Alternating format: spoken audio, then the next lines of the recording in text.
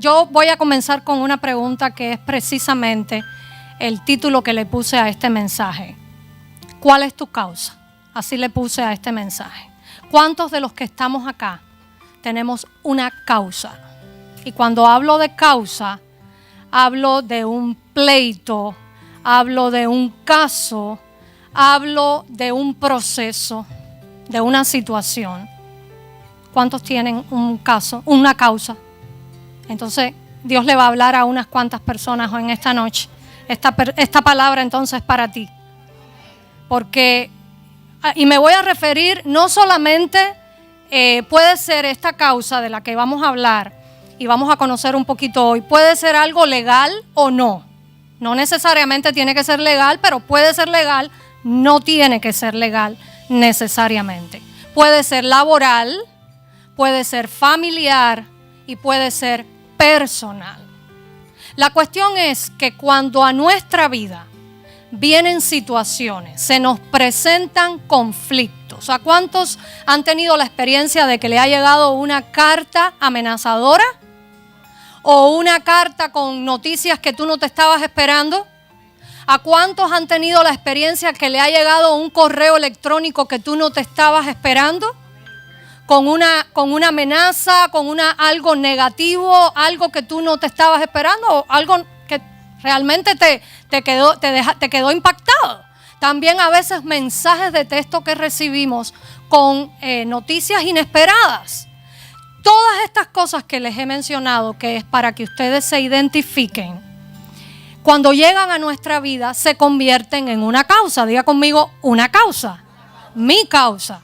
¿Y qué hacemos nosotros como hijos de Dios? ¿Qué hacemos nosotros con una causa como creyentes? Venimos a la presencia de Dios y le presentamos en oración a Dios nuestra causa. La Biblia dice que tenemos a un Dios justo, sentado en el trono, y que tenemos a Jesucristo, que es el mejor abogado. ¿Por qué no le da un aplauso al Señor? Causas que se nos presentan que queremos la intervención divina de Dios. Entonces, vuelvo a hacer la pregunta, ¿cuál es tu causa? Porque eso es lo que yo necesito que en esta hora tú traigas a tu mente. Puede ser una demanda de divorcio, tu causa pueden ser tus hijos, tu causa puede ser algún pleito, alguna situación por la que estés pasando. Tu causa puede ser un problema migratorio. Tu causa puede ser un conflicto que tienes con alguna persona. Todos tenemos causas que necesitamos la intervención divina de Dios. Y esta es la promesa. Vamos a la Biblia, al libro de Isaías, capítulo 49, verso 25. Mira la promesa de Dios. Pero así dice Jehová: ciertamente el cautivo será rescatado del valiente, y el botín será arrebatado al tirano, y tu pleito yo lo defenderé, y yo salvaré a tus hijos. Quiero que te enfoques donde dice y tu pleito, tu causa, tu situación, tu conflicto. La situación que quieres, la intervención de Dios. La causa de la que te vengo hoy a predicar. Dice, yo, y lo dijo el Señor, lo defenderé. Esto es una promesa de Dios. Así que si usted tiene su Biblia, señálela. Porque muchas veces estamos perdidos, no sabemos ni dónde están las promesas. Y es muy importante que cuando usted vaya a orar basado en las promesas de Dios. Para que tenga respaldo bíblico lo que usted está orando. Porque ahí usted no tiene dudas de que Dios va a contestar. Y de que usted está orando conforme a la voluntad de Dios. Porque las promesas de Dios son sí y son amén. Entonces, ¿quién va a defender nuestro pleito? ¿Tenemos a alguien que defienda nuestro pleito? ¿Estamos nosotros solos batallando con nuestra causa, con nuestros pleitos, con nuestras situaciones, con nuestros conflictos? Diga conmigo no. Tu pleito yo lo defenderé. Amén. Ahora, hay personas que tienen causas pendientes de cosas que dejaron inconclusas en el pasado. Por ejemplo, deudas que dejaron en sus países, los países donde salieron. Hijos que dejaron abandonados o esposas que dejaron atrás abandonadas. Hermano, yo vengo a decirte en esta hora, toda causa pendiente que usted dejó en el pasado y no la resolvió, hágalo y hágalo bien. Porque más tarde o más temprano estas causas pendientes nos vienen y nos cobran factura. Entonces, mi consejo es que si usted tiene una causa pendiente y hoy Dios se la trae a su memoria, usted comience a darle solución a esa causa. No deje nada inconcluso en su vida. Amén. ¿Me están escuchando? Gloria a Dios. Y hablando de causas pendientes, quiero hablar de alguien que dejó una causa pendiente en la Biblia y se llama Jacob. Diga conmigo Jacob. ¿Quién es Jacob? Jacob, para los que no saben quién es el hijo de Isaac. Es uno de los patriarcas de Israel, el padre de las 12 tribus de Israel. Ya estamos ubicados, hay 3 patriarcas, Abraham, Isaac y Jacob. Jacob es el papá de las 12 tribus de Israel. Un tremendo hombre de fe, pero dejó una causa pendiente en su vida. Y vamos a estudiar un poquito hoy sobre eso. Quiero llevarlos al libro de Génesis, capítulo 32, y vamos a leer desde el verso 22 hasta el verso 28. Muchos conocen este pasaje. Es la parte en la vida de Jacob donde él tiene una pelea con el ángel de Dios. ¿Alguien sabe de lo que estamos hablando? Él tiene una pelea, Jacob, con un ángel de Dios. En otras palabras, con Dios mismo. Y dice así, Jacob, el subtítulo dice, Jacob lucha con el ángel en Peniel. Y se levantó aquella noche, Jacob, y tomó sus 2 mujeres y sus 2 siervas, y sus 11 hijos, y pasó el vado de Jacob. Los tomó pues, e hizo pasar el arroyo a ellos y a todo lo que tenía. Ahí se quedó Jacob, ¿cómo? Solo. Y luchó con él un varón hasta que rayaba el alba. Y cuando el varón vio que no podía con él, tocó en el sitio del encaje de su muslo y se descoyuntó el muslo de Jacob mientras con él luchaba. Y dijo, déjame. Le está diciendo el ángel. El varón es el ángel, amén. Déjame, porque raya el alba. O sea, ya está amaneciendo. Y Jacob le respondió, no te dejaré si no me bendices. Y el varón le dijo, ¿cuál es tu nombre? Y él respondió, Jacob. Y el varón le dijo, no se dirá más tu nombre Jacob, sino Israel, porque has luchado con Dios y con los hombres y has vencido. Aquí está Jacob en una noche. Él está con su familia, él hace que su familia pase adelante y él se queda solo. Y durante esta noche se presenta un ángel donde estaba Jacob. La presencia de Dios se le presentó a Jacob. Y Jacob comienza a luchar durante toda una noche con este ángel. ¿Qué cosa estaba peleando Jacob? La bendición. Él estaba peleando por su bendición. ¿Qué cosa era lo que le decía él al ángel? Bendíceme. Constantemente le decía, bendíceme. ¿Y qué cosa era lo que le decía Jacob al ángel cuando le decía bendíceme? Que si no lo bendecía, ¿qué iba a pasar? No lo iba a dejar ir. Ubíquense que es toda una noche Jacob peleando con un ángel diciéndole bendíceme. O sea, yo visualizo a este hombre peleando con un ángel donde Jacob le está diciendo bendíceme, pero el ángel le está diciendo ¿cómo te llamas? Bendíceme, ¿cómo te llamas? Bendíceme, ¿cómo te llamas? Porque la Biblia dice que fue toda la noche. ¿No es cierto? No está diciendo que cuando ya raya el alba, o sea, cuando ya amanece, el ángel se cansa y dice, me voy. Y él dice, no te dejaré ir hasta que no me bendigas. Entonces Jacob, bendíceme. ¿Qué era lo que Jacob le pedía al cielo? Que lo bendijera. ¿Y qué cosa era lo que el cielo le pedía a Jacob? Su nombre. ¿Por qué el cielo le estaba queriendo hacer que Jacob mencionara, confesara su nombre? ¿Qué significa Jacob? Suplantador, engañador, usurpador.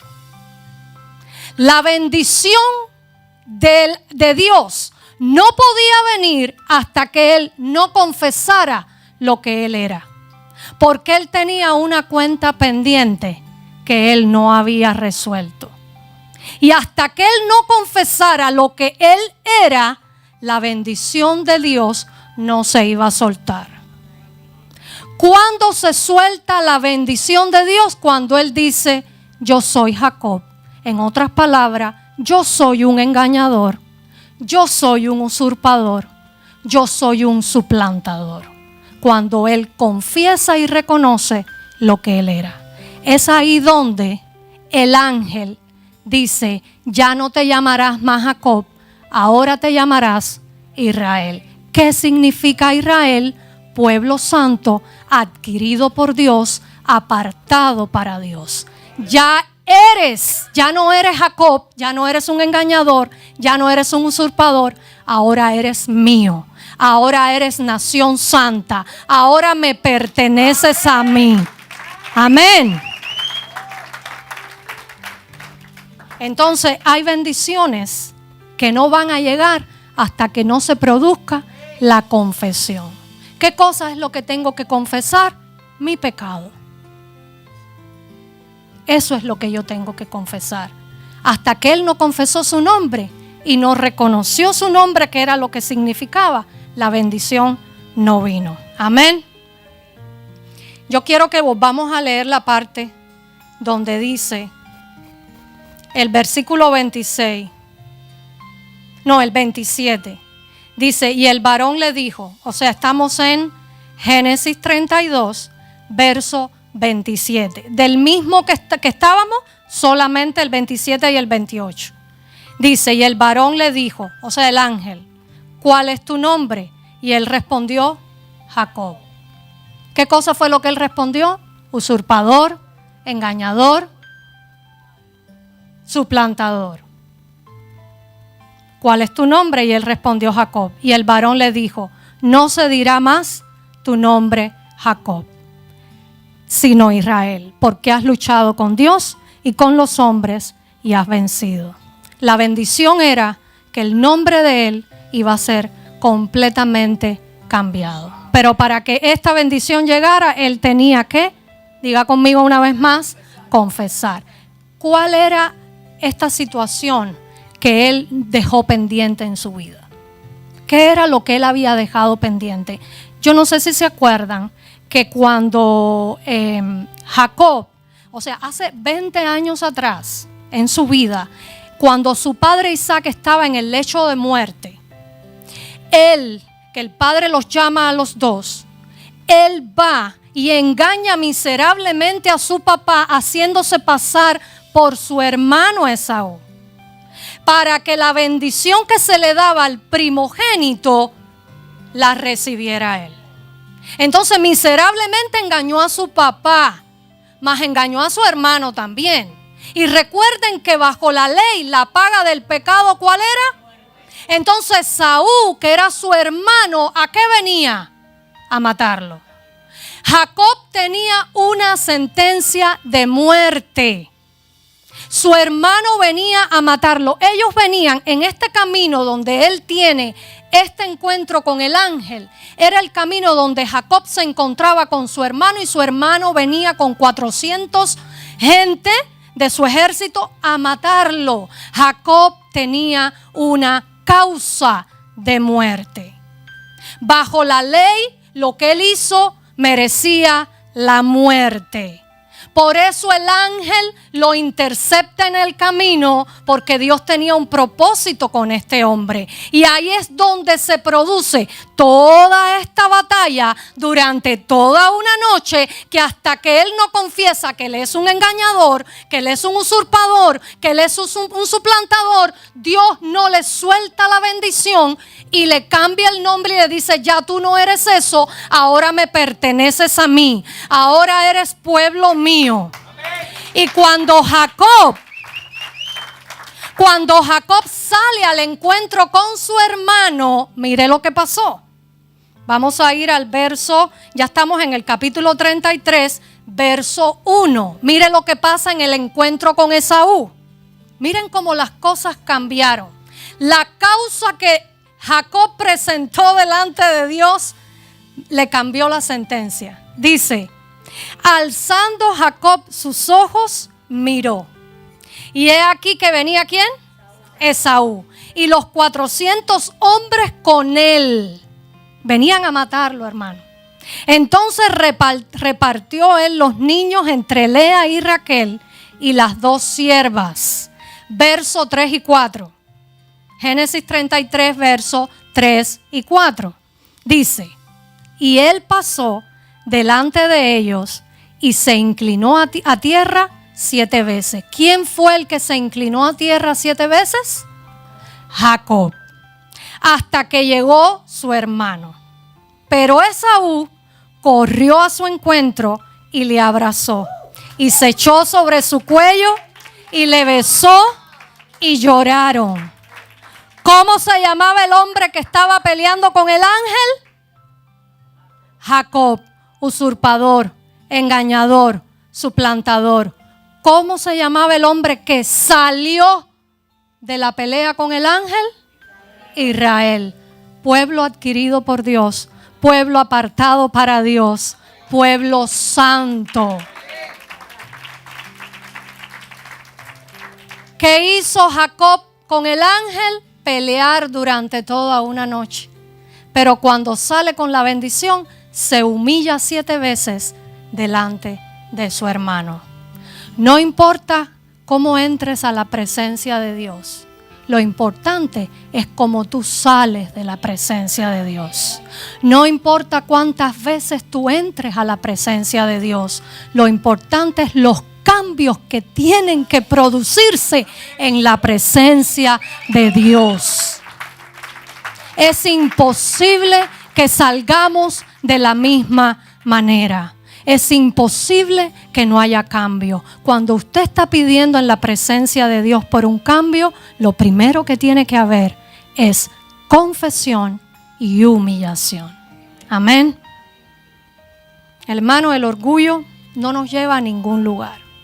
El orgullo y la soberbia son un enemigo del creyente, pero férrimo. Amén. La Biblia dice que un corazón contrito y humillado no desprecia Dios.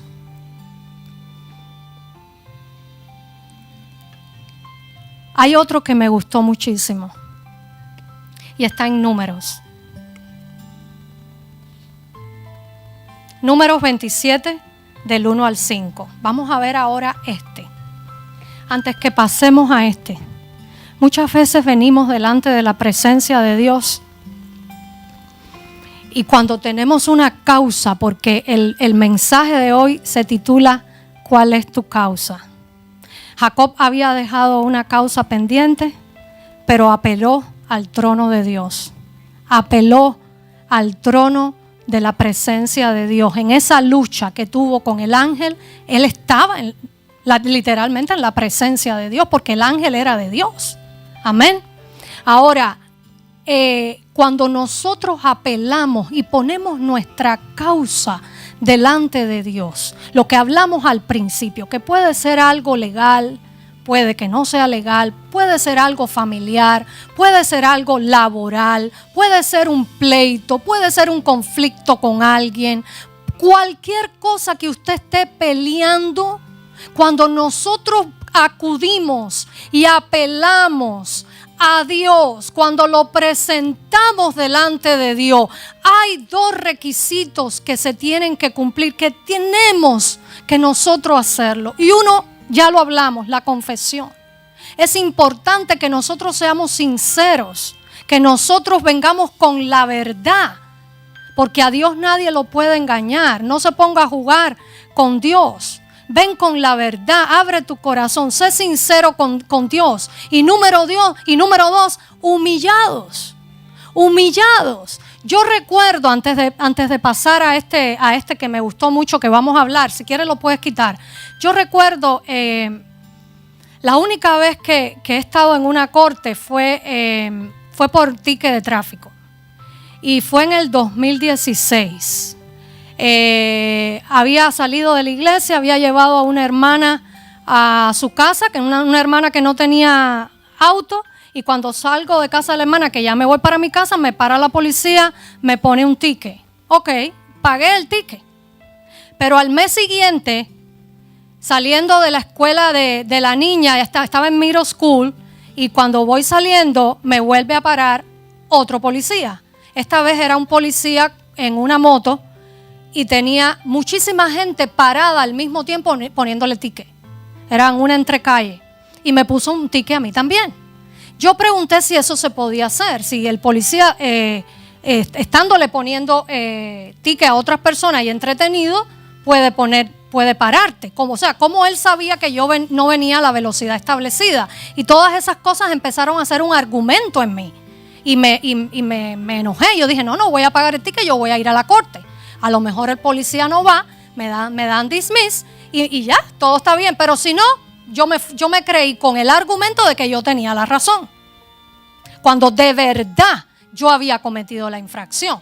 Pero fui con esa soberbia, fui con ese de que yo tengo la razón y yo voy a ganar esto. Y me presenté allí en la corte. Para mi sorpresa, el policía fue y tuve que hablar lo que había pasado. Entonces el juez me pregunta, yo le digo y se lo digo y él no puede hacer eso porque como él sabía que yo venía a exceso de velocidad, si él estaba entretenido poniéndole ticket a otras personas y eso no se puede hacer, y le puse mi propio argumento. El juez me miró mi récord y se fijó que el mes anterior a mí me habían puesto un ticket. Me mandaron a escuelita. Estuve un día completo sentada delante de una computadora respondiendo preguntas como una boba allí, como si estuviera aprendiendo a manejar nuevamente por mi soberbia. Aprendí la lección. Porque primeramente yo no tenía la razón. Yo había cometido la infracción. Yo me creí con un argumento que me podía dar victoria. Y a esa hora apelamos a Jesús y a Dios, y yo soy una hija de Dios, y nos llenamos de todo y nos envalentonamos. Y lo que hizo Dios fue enseñarme, darme una lección. Aprendí la lección. Diga conmigo: confesión, humillación. Un corazón contrito y humillado no desprecia a Dios. Ahora sí vamos a Números. Quiero presentarles este que me gustó muchísimo. Números 27 del 1 al 5. Escuche, dice: mira esta causa. Vinieron las hijas de Zelofead, hijo de Jefer, hijo de Galaad, hijo de Maquir, hijo de Manasés, de las familias de Manasés, hijo de José, los nombres de los cuales eran Maala, Nola, Ogla, Milca y Tirsa. Olvídese de todos esos nombres. Usted lo único que necesita es saber que era Zelofead, un hombre que tenía 5 hijas. Diga conmigo: 5 hijas. Ok. Dice que se presentaron delante de Moisés, o sea, sus hijas vienen delante de Moisés y delante del sacerdote Eleazar y delante de los príncipes y de toda la congregación a la puerta del tabernáculo de reunión, y le dicen a Moisés: nuestro padre murió en el desierto y él no estuvo en la compañía de los que se juntaron contra Jehová en el grupo de Coré, sino que en su propio pecado murió. y no tuvo hijos. Voy a parar aquí. ¿Qué es lo primero que le confiesan sus hijas a Moisés? El pecado de su padre. Ellas vienen con la carta de la verdad en sus manos. Y lo primero que le dicen es: nosotros sabemos que mi padre, que nuestro padre, porque eran 5 hijas, murió en el desierto, no por la rebelión de Coré, sino por su propio pecado. Y una vez más, la paga del pecado, ¿cuál era? La muerte. O sea, este hombre parece que practicaba o vivía en pecado y Dios se lo llevó y él murió en el desierto. Pero no tenía, ¿qué cosa? Hijos. Solamente hijas hembras, mujeres. Dice, verso 4. ¿Por qué será quitado? Y esta es la causa. Esto es el pleito. Este es lo que ellos presentan delante de Dios. Dice, ¿por qué será quitado el nombre de nuestro padre de entre su familia? ¿Por no haber tenido hijo? Danos heredad entre los hermanos de nuestro padre. Y versículo 5 dice, y Moisés llevó su causa delante de Jehová. Hay un hombre en la Biblia que se llama Zelofead y tiene 5 hijas. No tenía hijos varones. Este hombre muere en el desierto y estas hijas escuchan que la heredad, ellas no iban a heredar nada. En otras palabras, estaban desamparadas, no tenían heredad. Y entonces ellas vienen delante de Moisés, delante del líder, y le presentan su causa. Diga conmigo, su causa. Pero una vez más, vienen ¿con qué? Confesando. Porque lo primero que le dicen es, sabemos y reconocemos que nuestro padre era un pecador y murió en el desierto. O sea, nosotros lo sabemos, pero ¿por qué no podemos heredar? ¿Tenemos nosotros culpa por lo que hizo nuestro padre? ¿Tenemos nosotros culpa que no tengamos hermanos varones, que lo único que haya tenido era hijas? ¿Y qué dice el versículo 5? Y Moisés llevó su causa delante de Dios. Póngase a pensar. La ley decía que los que tenían derecho a la herencia eran los hijos varones, las hembras no. Era para que Moisés hubiera cogido esa causa, ese pleito, y que hubiera dicho desestimado, porque no tienen razón, porque la ley dice esto. Pero Moisés dijo en el versículo 5 que llevó su causa delante. ¿De quién tenemos que llevar nosotros a apelar nuestras causas? Delante de quién tenemos que apelar nuestras causas. Vamos a ver qué pasó. Números 27 del 6 al 7. Y Jehová respondió a Moisés. O sea, Moisés se presenta delante de Dios. Ya lo leímos en el verso 5 y esta es la continuación. Esto es lo que le dice Dios a Moisés. Bien dicen las hijas de Zelofead, les darás la posesión de una heredad entre los hermanos de su padre y traspasarás la heredad de su padre a ella. ¿Sabes qué, Moisés? Lo que dicen ellas es cierto. Hermanos, Dios revisó el caso. La ley decía que no se podía, pero el Dios soberano, el Dios omnipotente, cambió el caso y dijo, sí, ellas tienen razón. Porque delante del tribunal de Dios es donde nosotros presentamos nuestros casos. ¿Qué Dios este? En otras palabras, dijo Dios, a mí me ha placido. A mí me ha placido, soberanía de Dios. A él no se somete a nada, pero a Él se somete todo. Amén. Soberanía de Dios, de nuestro Dios. Juez justo. Ahora mire, mire el final de esto, 27, el número 27 del 8 al 11. Y a los hijos, este es Dios. Y a los hijos de Israel hablarás diciendo, cuando alguno muriere sin hijos, traspasará su herencia a su hija. Si no tuviere hija, daréis su herencia a sus hermanos. Y si no tuviere hermanos, daréis su herencia a los hermanos de su padre. Y si su padre no tuviera hermanos, daréis su herencia a su pariente más cercano de su linaje. Y de este será. Y para los hijos de Israel, esto será por estatuto de derecho, como Jehová mandó a Moisés. Una causa delante de Dios que cambió la ley. Cambió la ley por completo. La ley decía que la herencia era para los hijos. Pero Moisés llevó esta causa, diga conmigo, la llevó, la presentó ante el tribunal de Dios, la presentó ante el tribunal del Dios justo de nuestro Padre. Y Dios cambió la ley. Dios cambió la ley. Amén. Quiero terminar con el Salmo 7:11 y Isaías 33:22 y quiero que usted lo marque también en su teléfono, en su tablet, en su Biblia, porque usted necesita tener estos versículos en su corazón. Salmo 7:11 dice, Dios es juez y Dios está airado contra el impío todos los días. Isaías 33:22. Porque Jehová es nuestro juez. Jehová es nuestro legislador.